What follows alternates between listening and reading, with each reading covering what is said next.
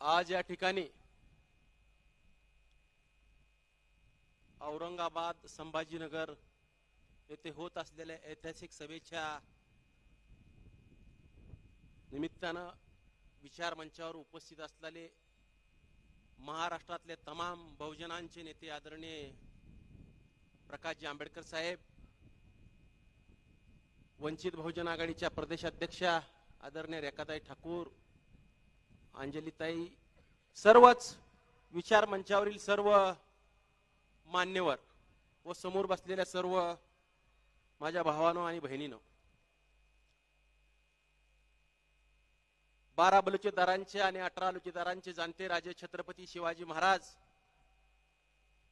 विद्येविना मती गेली, मतीविना नीती गेली, नीतीविना गती गेली, गतीविना वित्त गेले, वित्त्याविना शूद्र खचले, एवढे सारे अनार्थ एका अविद्येने केले असा महान संदेश देणारे क्रांतीसूर्य महात्मा ज्योतिबा फुले, गुलामाला गुलामगिरीची जाणीव करून दिल्याशिवाय बंड करून उठणार असे सांगणारे भारतरत्न डॉक्टर बाबासाहेब आंबेडकर, मला लढा मान्य, आक्रोश गाणे अमान्य असे सांगणारे साहित्यरत्न अण्णाभाऊ साठे,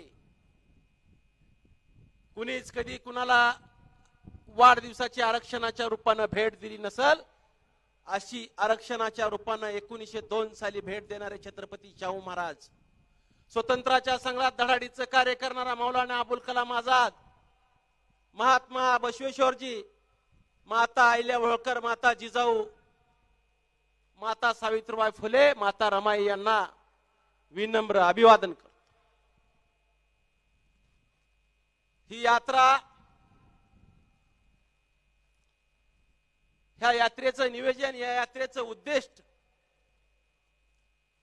चैत्यभूमीतून सुरुवात झाली, पण 26 तारखेला कोल्हापूरला ज्या दिवशी शाहू महाराजांना आरक्षणाची घोषणा केली तो दिवस आणि आज जो मंडल दिवस आहे, ह्या भारत देशातील मंडल आयोगाच्या निमित्तानं ओबीसीला आरक्षण दिलं गेलं तो दिवस, बराबर यात्रा 14 दिवस चालत असताना या दोन्ही दिवसाचा औचित्य साधून खऱ्या अर्थानं ही यात्रा होत।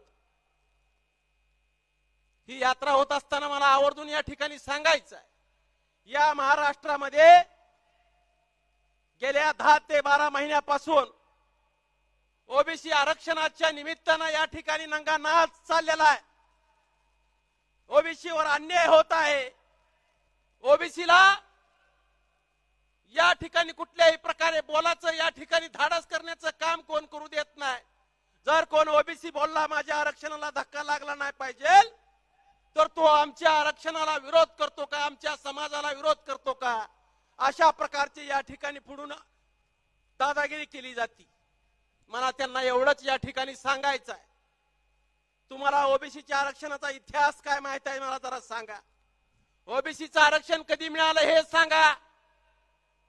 देशाला स्वतंत्र मिळालं, एससी आणि एसटी ला आरक्षण मिळालं, ओबीसीला आरक्षण मिळालं का? ओबीसीला आरक्षण मिळालं नाही।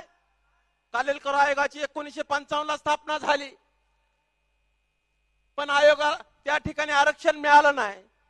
1977 ला मंडल आयोगाच्या निमित्तानं